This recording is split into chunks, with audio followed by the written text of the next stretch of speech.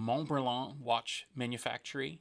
If you're a fan of the brand Breitling, I'm sure that the word Montbrillant means something to you. It's the name that's been associated with so many historic pieces, and in fact, it's almost synonymous with the brand. But it occurred to me the other day, what does that even mean? I had assumed that Montbrillant was maybe a village. Maybe that's where Leon Breitling grew up and founded his company. Or maybe that's where some factory was located in order to build all these Breitling watches in the 1910s and 20s. Surprisingly, Montbrillant means nothing at all. It's just the name of a little street behind the Breitling factory in Les Chaux-de-Fonds. And it's not even the name that was there when Breitling moved to the city. In fact, it's just a clever little piece of marketing. Leon Breitling was born in 1860 in the little village of Saint-Imier. If that name sounds familiar, it's because it's the home of Longines, the massive Swiss watch company that remains a leader today. Saint-Imier was also a home of chronograph innovation with companies like Generet, Bourquin, Ashleman, and Breitling, no doubt, grew up in this environment as an apprentice watchmaker. In 1889, Breitling filed for a patent on a brand new simplified chronograph mechanism, and it's one of the first patents that was ever granted since the Swiss Patent Agency was just established 5 months earlier. Breitling was apparently quite a self-promoter. He set up his factory in Saint-Imier, but immediately turned his attention to the watchmaking metropolis of nearby Les Chaux-de-Fonds, a much bigger city with much more resources for a young man like him who had big ideas about where he wanted to go. Breitling relocated to Les Chaux-de-Fonds and did it in grand fashion. He actually took out a full-page ad in the industry publication Indicateur d'Avoine, which is sort of a phone book for Swiss watchmaking in the 1840s through today. On April 23rd, Breitling set up his factory in Les Chaux-de-Fonds in a brand new factory complex in a very, very fashionable part of town. He chose one of the highest visibility buildings in the city, and he located right next door to a very famous firm that you may not have heard of today, but you certainly would have known in the 1890s. Culeru-Murray was a famous watchmaker in the 1880s. They produced complicated chronographs and repeaters, and they set up in this beautiful factory next to the brand new city park in the hills above Les Chaux-de-Fonds. This city park had just been built by the Beautification Society of Les Chaux-de-Fonds, and it had been designed by a famous local landscape architect. This was a real up-and-coming neighborhood, and as I mentioned, it overlooked the entire watchmaking metropolis. This park was actually located on the grounds of an estate called Le Petit Château, the Little Castle. The Little Castle's country grounds provided not just the lands for the park, but also the land that the Breitling and Culeru-Murray factory was built upon. Building this park, though, actually cut off the Little Castle from the rest of the town, and the roads around it were totally reconstructed. When Breitling located in Les Chaux-de-Fonds, his address was Boulevard Le Petit Château.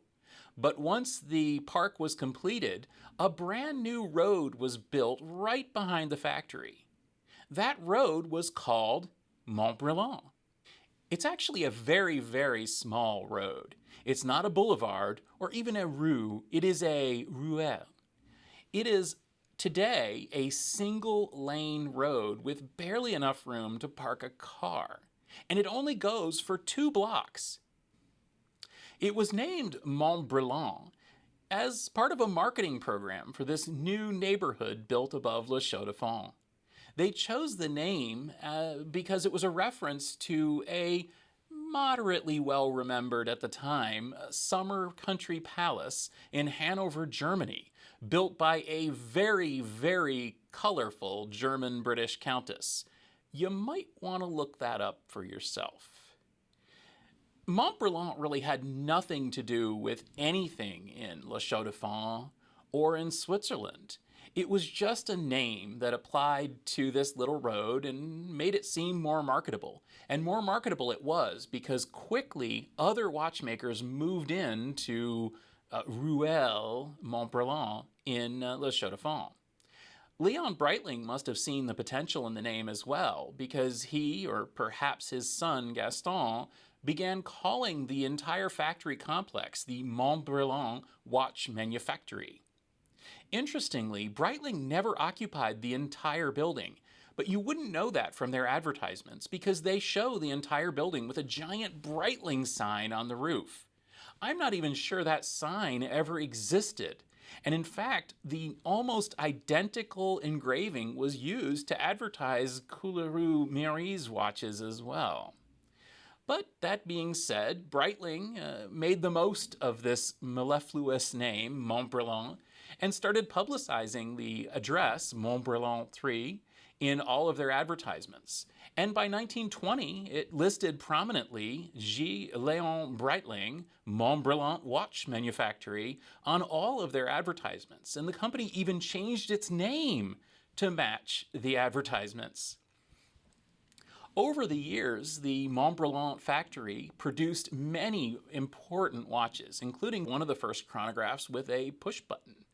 It continued in operation through World War I, the Great Depression, and World War II, even outlasting Breitling's famous neighbor, Couleru Méry, who was gone by 1913. A succession of other companies used the eastern side of the building, even as Breitling continued to manufacture in the western side throughout the 1950s. Even after Breitling relocated the headquarters to Geneva in 1952, the Montbrillant watch manufactory was their primary site of production. In 1979, Breitling was sold by the family to aviation aficionado Ernest Schneider. He relocated the company to Grenchen and finally ceased operations in the Montbrillant watch manufactory. If you visit Le Chaux de Fonds today and go to 1 and 3 Montbrillant, you'll see that the building still looks pretty much the same as it did in 1894. Trees have grown up around it, so it's less visible, and of course it's not used to make watches anymore, but there is a sign on the wall that reads Montre Chronographs Breitling, along with 8 jours. That last bit is a kind of interesting thing and takes us on a little tangent away from Breitling. Breitling did make 8-day watches in the factory in the early part of the 20th century, but this was not a major product line for Breitling, and they're not really well remembered for it as they are to their Montre chronograph. In fact, the 8 jours was a reference to Couleru Méry. See, they registered a trademark called Octo to sell 8-day pocket watches. The Octo trademark has a long and convoluted history, but it's very likely that Breitling used Couleru Méry's 8-day pocket watch movement in the very few 8-day watches that they produced at the time. When they put that sign up on the wall, they must have thought that this would be a major product line for the company, and they stuck with it. And that sign has outlasted Breitling in Montbrillant even to this day. Breitling did return to Le Chaux de Fonds in 2002, building a beautiful new production facility on the road to Le Laclais. But that's a long ways from the Montbrillant watch manufactory. Today, the company is run by the incomparable Georges Kern, who seems to have a keen eye on the company's history and has been bringing back previous models and also reusing the Montbrillant name. When I see the name Montbrillant on a watch today, I think of this charming story and the complicated way in which that word came to be associated with Breitling. I also think about the firms that shared the Montbrillant watch manufactory, like Couleru Méry, the Road Watch Company, and so many others.